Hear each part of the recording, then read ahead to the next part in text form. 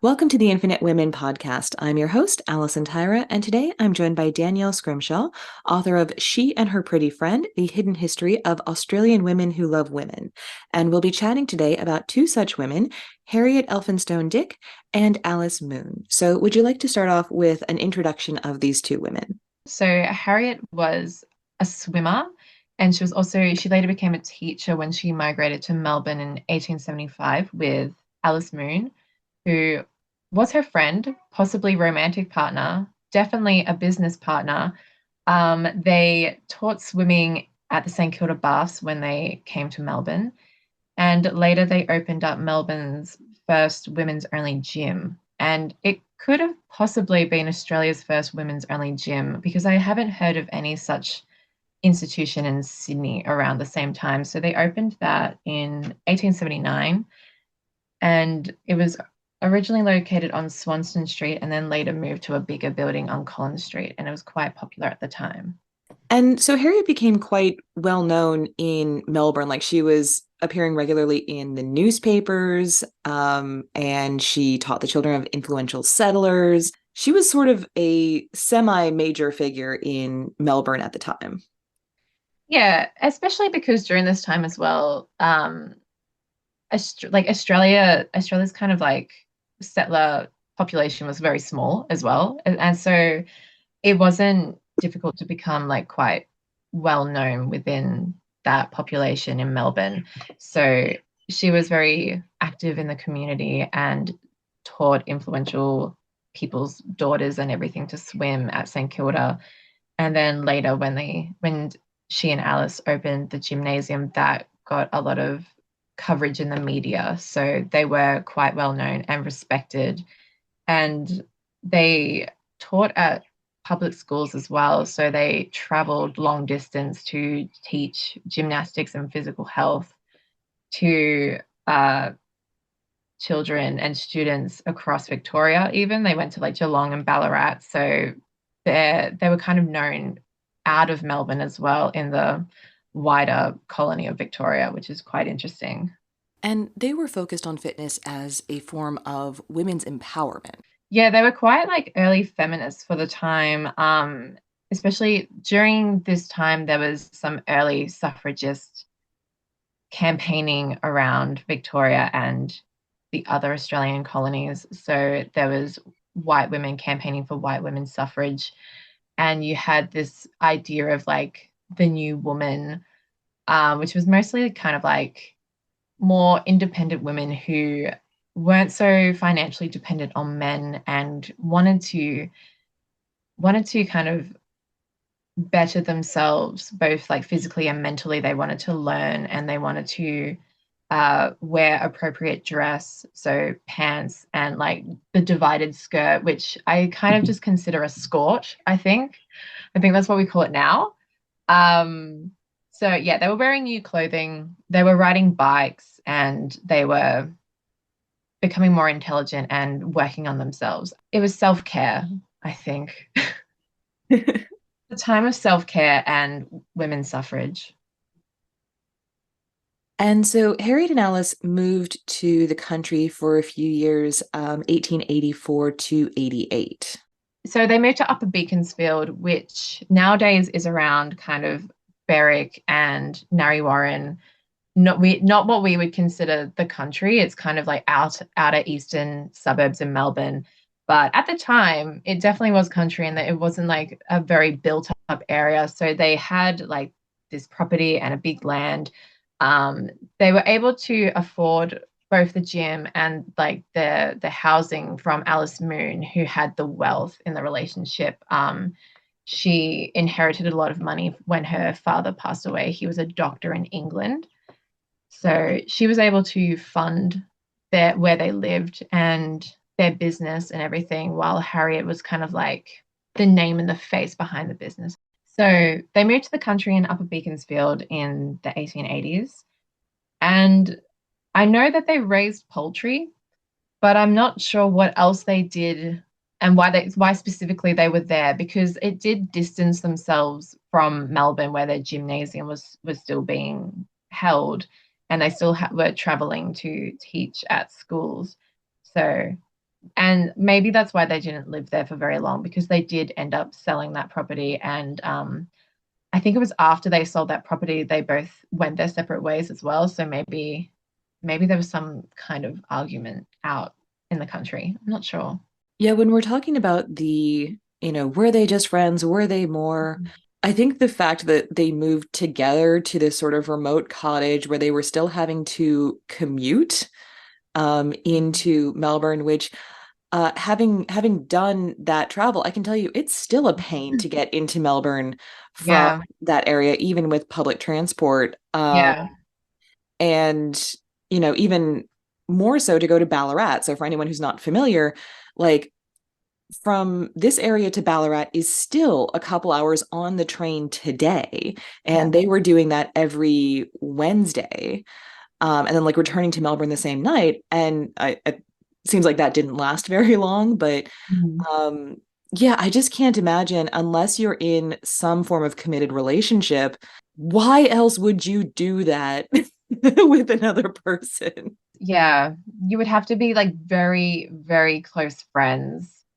And well, what is the line between very, very close friends and girlfriends, honestly?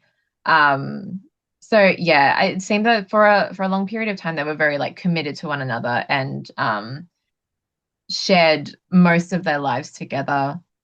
Like I've read about some instances where Alice Moon traveled to Tasmania without Harriet with some other friends, but apart from that, they seem to be together most of the time. So, what you would kind of consider any sort of heterosexual relationship as well. And they were known as a collective. And maybe they did move out to the country to kind of have a bit of space and a bit more quiet and away from, judgment and eyes. So I'm personally asexual, but I'm not Mhm. aromantic. So like I'm married, but I'm still asexual. And Yeah, when we're talking about queer erasure, it's sort of like proving a negative when we say maybe this person was asexual, but we don't. Like, there's really no way to prove that negative. And yeah, so, looking at a story like this, it's sort of like even if it wasn't a sexual relationship, it still could have been a romantic relationship. And I think that yeah. conflate those a lot of the time. Yeah, I think that's very much the case, especially when you're looking at historical figures. And if you're trying to rely on evidence like sexual relationship, like if you're trying to find evidence of like, oh, these women had sex together, then you're not going to find it most of the time anyway, unless you're reading about Anne Lister who had her coded diaries and everything, which were coded for a reason. And it's a very like special case. Like that's not the norm. So if that's what you're relying on, then you're not going to have a very big scope for queer history. And it's also limiting the ways that you're looking at queerness, even like modern queerness is like it's not so tied up in the physical act of sex. You can have a queer relationship without that physical element. And so yeah, I think it's quite silly to limit it to that. I was actually just talking to someone else about, and the Anne Lister diary came up, and the fact that not only was it in code, but it was actually hidden in a wall. After Anne's death, it was found by, I believe, her great nephew, someone like that. And he and a friend find this diary and they were able to decode it. The friend was like, "Oh, you have to destroy this. Like, you can't have this, staining your family reputation." Mhm. And, fortunately for everyone, the nephew didn't. He put it back in the wall and it was found in a more progressive time, thankfully. Mhm. But you do have to wonder, how many of those stories were lost in that way. And that's, the people who were confident and protected enough, because of course Anne had a lot of privileges. Yes, yeah. So yeah, the people who were even daring to document it in the first place. But that's a whole other tangent. Yeah, yeah, no, but like that's the case. And when you're reading about all these women, especially there are other women I wrote about in my book who were quite like academic and like they were lecturers or they had like they were literate. So I know that they would have had lots of they would have wrote letters. They might have wrote papers for them like for their own studies and or diaries. And just the fact that not, like we don't know where any of this is, it just makes me wonder whether like they were purposely destroyed or whether they're just forgotten somewhere. If one of their descendants chucked it out because they thought there was no worth to it, or because I don't know. Especially when you're kind of like reading about women who didn't really have any like public prominence at the time. So if they were just kind of like just like your ordinary everyday man, everyday woman, then yeah, they were kind of like forgotten in the past. And if no one thinks that their are worth keeping, then you lose all of that. You lose that archive of material. You can only have the history of like things that are recorded and kept, I suppose. As we're talking about how the stories of prominent people are more likely to be saved, and coming back to that fact that Harriet was relatively prominent in their community at the time, it does seem like she was the more front and center partner in the relationship. Like, I believe she even had a reputation as a swimmer before they came to Australia. Yeah. But I feel like Alice was also quite an interesting person, if not as well known and well documented. Yeah, definitely. I think, yeah, we know a lot more about Harriet now, but Alice seems to be just as influential at the time and very like well known and respected. So she worked alongside Harriet with the gym and everything, but after they parted ways, Alice opened up a restaurant on Elizabeth Street for a short period of time, and then she moved to Sydney and pursued journalism and writing. And she was kind of in this circle of like-minded progressive women, like a lot of women who worked in suffrage leagues and everything. I think Rose Scott was at her funeral, and Rose Scott was like a very prominent first wave feminist for the time. So it's kind of a big deal. So she moved in these social circles and was quite respected. And then when she passed away very young, she died at 39. And again, there was like a lot of coverage in the media, and people wrote these very like heartwarming words about her, and her funeral seemed well attended. And yeah, I'm sure Harriet was devastated about the news as well. And that happened. I have to say, something that I found refreshing about their story was that they weren't together for their entire lives, because it seems like when we're looking at a lot of queer stories, whether in history or today, frankly, a lot of it is either we were together for our entire lives until, we died in each other's arms, or that sort of, Yeah. lifelong relationship, or it's, just playing the field and not settling down. So Mm. it was sort of nice to see a relationship that I feel is more reflective of a lot of people's experiences of we had a solid, I mean, 13 years is a long relationship for Yeah. most people, even today. It does seem that having this solid, 13-year relationship, that's a good run, but it acknowledges that reality that you can love someone but still have to go your separate ways. Yeah, exactly. I think they kind of stand out in that way because, yeah, you read about these other couples who are buried together and lived together for decades, which is very, very nice. And I love reading about those couples as well. I think that's great.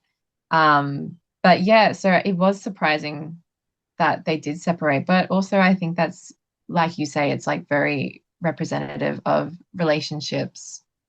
And yeah, it's hard to tell why they separated. I'm not sure if there was like some disagreement or if Alice just needed to pursue her own life. Like she obviously had other passions other than the gymnasium and physical health and everything. She wanted to be a writer, and she might have thought that Sydney was like a very exciting place to do that. And Sydney was, yeah, I think it was probably the place to go at that time, if you wanted to be some sort of artist or a writer. So yeah, I like to think that that was maybe the reason why they parted ways.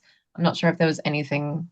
It's impossible to know because you're just speculating unless like you find someone's diary who like records records it in detail why they actually left, why they parted. It's an outlier for all the other relationships who did stick together. And it's interesting because Alice Moon was buried with other women, but it's so strange, and I still don't know why. She was buried with these two sisters who she was close friends with. Um, and one of the sisters' daughters, they're all buried together, these four women. And all three of the other women had husbands. So I'm just like, why are they all buried together instead of with their husbands? Why are they buried with Alice Moon specifically? Yeah, it's kind of like, is that they're like is it like a chosen family sort of case? I'm not, yeah. It's very intriguing. When we're looking at the relationship dynamic, it does seem like Harriet was the more front and center partner in the relationship, and Alice may have been more of the woman behind the woman, so to speak. And it may have been that, she was wanting to get out of Harriet's shadow and not just be the support person, but coming into her own. Obviously, I'm extrapolating and guessing here, but that's kind of the vibe I'm getting. And what's interesting about that in particular to me is that when that relationship broke up, Harriet moved to Sydney a few years after Alice did.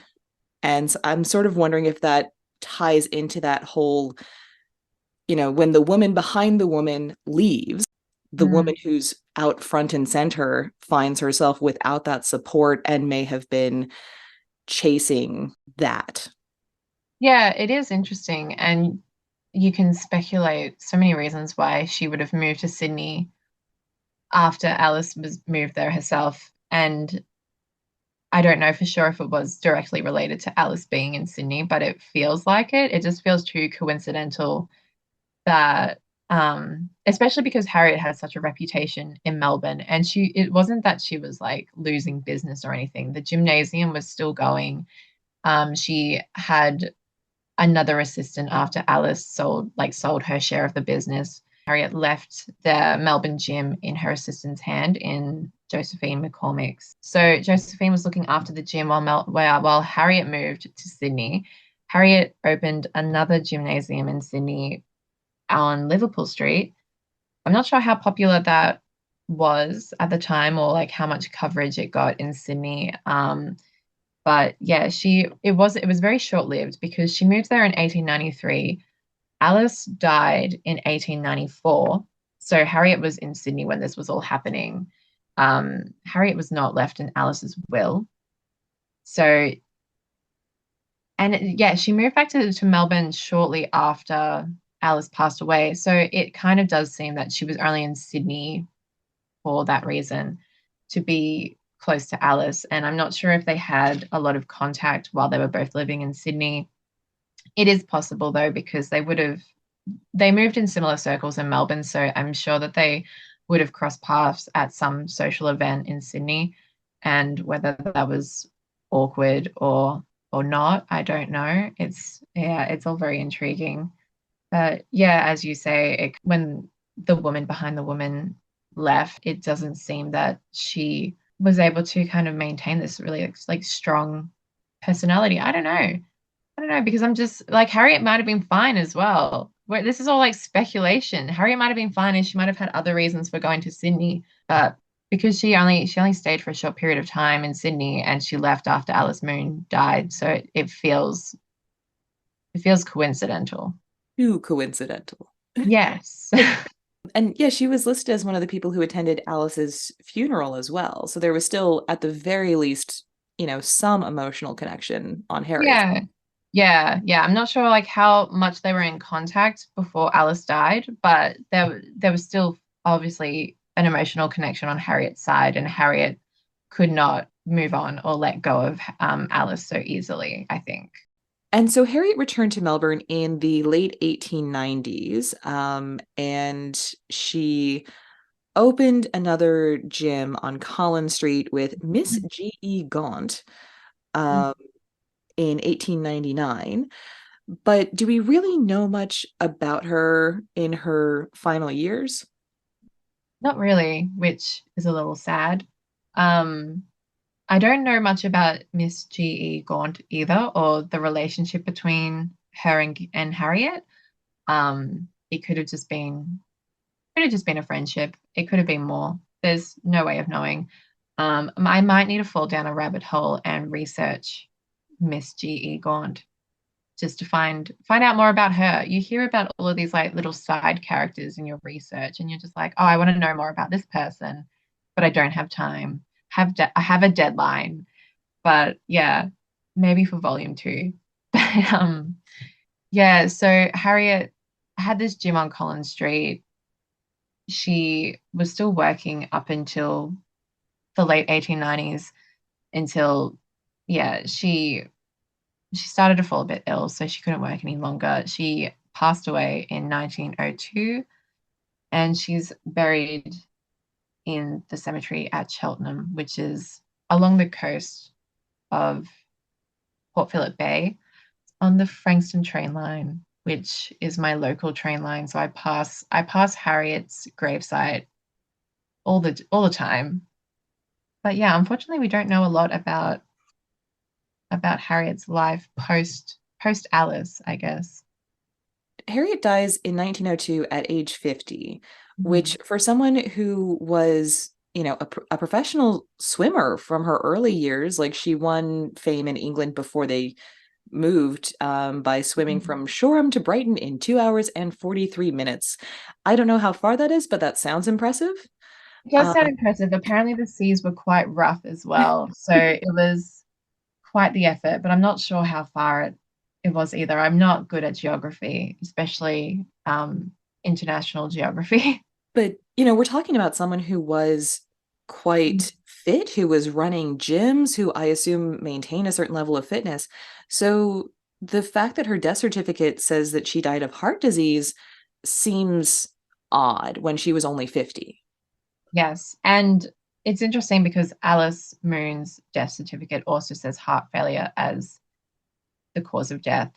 So yeah, I'm not sure why. I don't. It's very strange that it like heart failure for both of them at quite a young age. Obviously, people have genetic.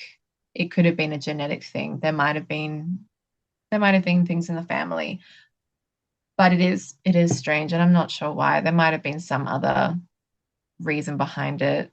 You don't know, especially relying on medical records from like the 1890s and early 20th century. It's very difficult to know. It could have been some other reason, but heart failure for both of them, apparently. There is an imagined history of Harriet and Alice written by Sue Ingleton. And in that book, she relies on a lot of research and fact, but in the spaces where we don't have any records for that, she kind of writes the history of them herself and uses her imagination. And part of her Sue Ingleton's theory is that Alice Moon was poisoned with snake venom, but I'm not sure. I don't know how valid that would be. She draws this conclusion because there was a scientist in Sydney at the time who was researching snake venom and everything. And I think Alice might have known him. I think he was also at her funeral. But just because someone was at your funeral doesn't mean they killed you with snake venom. I don't want to discredit this theory because I don't want Sue Ingleton writing me an angry email. It is a good book. And she does a lot with what she can because there's a lot of missing information about Harriet and Alice. And yeah, it is curious and a bit strange that Alice Moon died at 39. Obviously, it does happen. People do die young, but of heart failure when they were both physically fit. So maybe the snake venom has some credit to it after all. I don't know. We can't discount the We snake. can't discount it. I just want people to know that it's a potential cause. There is a theory out there. So if anyone wants to go down that rabbit hole, they're quite welcome to. So when we're talking about your book specifically, because my understanding is that you didn't want to focus on women who have already had their stories told extensively. You wanted to sort of bring these lesser known, um, poorly documented stories to light, which I imagine would have been very frustrating as a structure for a project. Mm. Yeah, it wasn't the easiest idea of mine. It was quite difficult, but I thought it was important. And it obviously is important to build on Australia's queer history because there's not a lot. And while I was like at university researching, there wasn't really just this one book that you can go to find out about queer historical figures in Australia specifically for women, because there are a lot of books and articles and everything about like gay men's experience throughout Australian history, which is very good and also very important. But there was just less about the female experience, I suppose. And identifying as a woman myself, I wanted to hear about our own history and everything. But yeah, it was very difficult. And there are some women I left out, like Alice Anderson and Edna Walling, who are both brilliant in their own right. But they didn't have their own chapter in the book because they already have biographies written about them. So I wanted to focus on people who don't really have their own biography and aren't that well known because they deserve to have their stories written as well. And not all of these women that I've included in the book, like we don't know for sure that they would have identified as queer. I think there's no way of knowing that. But I included them because they had these committed relationships with other women. They didn't live their lives in like a heteronormative way. So I think that's why I included them. And there have been other researchers who have kind of written about their lives through a queer perspective. So I'm not like the first person to do this for all of them. Yeah, it's just a way of trying to like build a queer narrative in history and to think about the potential for a queer history rather than just erasing all of these stories because you can't find evidence that they had sex. Join us next time on the Infinite Women podcast, and remember, well behaved women rarely make history.